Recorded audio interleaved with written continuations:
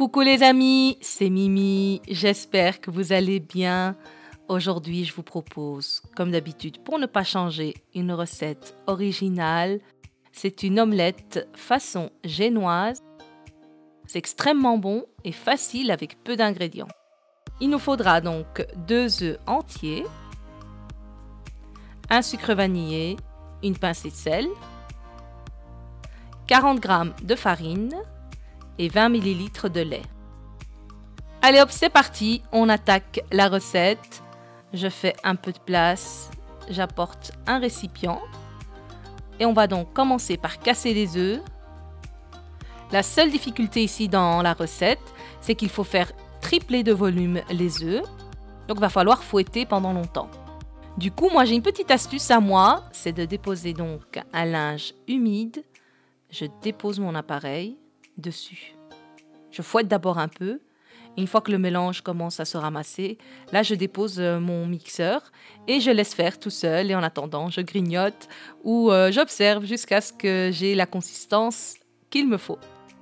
Ici, on a triplé de volume. J'ajoute le sucre vanillé, le sel, le lait ainsi que la farine.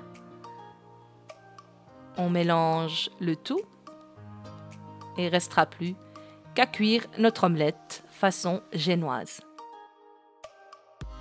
J'ai une poêle de 20 cm de diamètre. Je la mets déjà à chauffer à feu fort.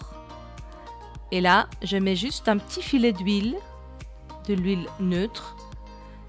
Et ensuite, on vient verser notre omelette façon génoise dans la poêle. Et là, pendant 2-3 minutes, on va laisser encore le feu un peu fort. Et on va diminuer et laisser cuire. Et on voit petit à petit des petites bulles apparaître. Et on voit que ça sèche aussi. Ça veut dire que c'est cuit. Et puis on la tourne. On la tourne et on la laisse encore cuire 3-4 minutes. En tout, il faut compter 8 minutes de cuisson à peu près. Et surtout quand on la tourne, on ne l'écrase pas, sinon on va avoir ce moelleux qui va disparaître. Voilà, une fois qu'elle est prête, elle se déguste chaude, tiède, froide, comme bon vous semble. Voilà notre omelette, toute belle. On peut la manger comme sa nature. On peut mettre du sucre glace. On peut la manger comme moi j'aime, avec du miel. Ou encore, on peut l'utiliser comme base pour faire des gâteaux également, des gâteaux express quand on n'a pas le temps. Et sinon, ce que je voulais dire, c'est parfois on peut se lever le matin pour déjeuner et boum, on se rend compte qu'on n'a plus de pain.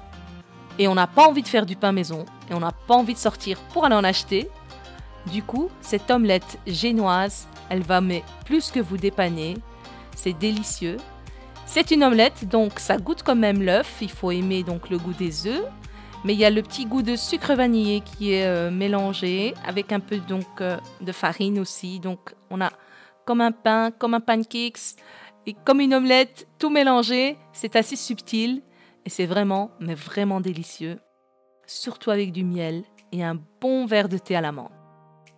Voilà les amis, j'espère que cette recette vous aura plu. N'oubliez pas de liker, de partager et de vous abonner à Mimi au Pays des Délices. Moi je vous dis merci et à très bientôt pour une nouvelle recette. Ciao ciao!